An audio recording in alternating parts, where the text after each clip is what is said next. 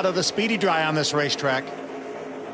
Move to the inside, that 34 of Kinsey Ruston trying to make some moves as Dylan Kwasniewski goes around, battling for the lead with Cole Custer. He slides and's up against the wall. Oh, and more contact. Hard contact from the inside.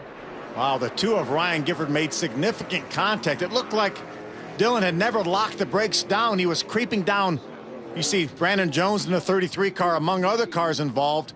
But it looked like he was creeping down off the wall, and I'm not sure these guys thought he was going to come down off the wall. Ryan Gifford, a lot of damage to the front end of that race car. You see the 98 of Dylan Kwasniewski destroyed. The window net is down. That's always a great sign when we see that. Yeah, it certainly is. You can see him moving around in the car, and we talked about somebody making a move on him in the points, and that's not how anyone wanted to make a move on him. Points leader Dylan Kwasniewski involved in this accident happening on lap 34. Good to see Ryan Gifford. That was an awfully hard impact for Ryan Gifford. Good to see him out of his car as well. You know, Ben Kennedy got a little piece of this. Brian Ortiz also involved. There's Ben Kennedy's Chevrolet right there. You see him moving around in the car also. Rafael Vallina also involved in this incident in the 0 car. We haven't seen much impact like that in quite a while here in this series. See Dylan walking a little gingerly there, and you see Ryan Gifford came over to make sure he was okay. I would dare say that's probably the hardest hit that young man has ever had in his career. Yeah, just 18 years old out of Las Vegas, Nevada. Dylan Kwasniewski, our points leader, and you see the frustration now. It looked as though he had that thing saved, barely made contact with the wall, but as you mentioned, let it come down the racetrack. Let's take another look at it. You see he's on the inside. Cole Custer doing nothing wrong. He made just a slight bit of contact, and it looked like when it did, it turned his car to the left, and around he went here. You see him have the brakes locked down. He's going to make slight contact with the outside wall, and then it looks like he lets off the brakes for an instant, and it just didn't leave enough room for Ryan Gifford in the 2 car and the 96 of Ben Kennedy.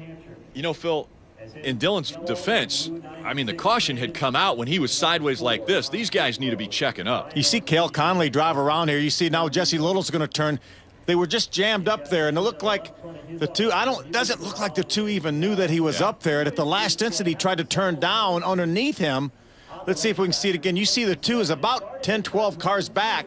This is actually an aftermath. This is going on at the same time, a separate incident.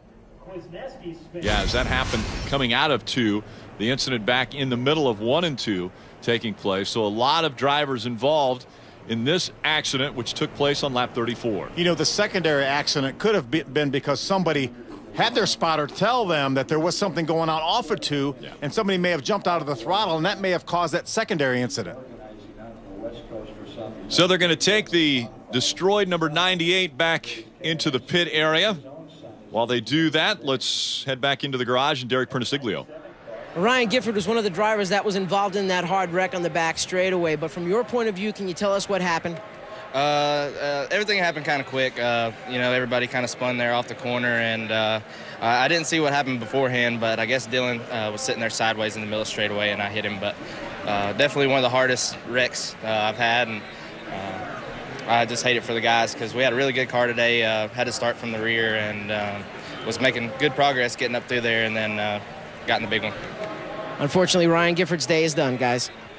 We saw Kinsey Ruston also that had spun. She was on the inside before there was contact between Ryan Gifford, Ben Kennedy, and Dylan Kwasniewski. And, of course, the mandatory trip to the infield care center for both Ryan Gifford and Dylan Kwasniewski. Kwasniewski also out of that infield care center, and he's now with Derek.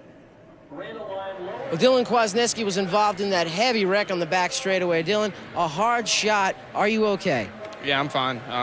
You know, it's just a disappointing day. Just sucks. I mean, we had a 40-point leads going into this, and now, you know, it's going to get all screwed up. I don't know how it happened. You know, we had it saved, and then we got T-boned. So, I mean, it's just one of those things. We had a race-winning car. You know, just thanks to everyone at Turner Scott Motorsports, but it's just a disappointing day. Can't do anything about it. You had a comfortable lead going into this race, but how will this finish affect your championship run?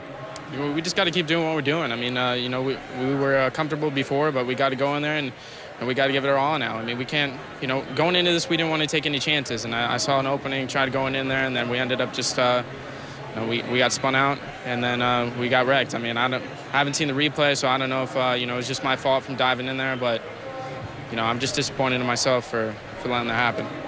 Well, guys, it's a real tough day for Dylan Kwasniewski. You can hear the frustration in his voice.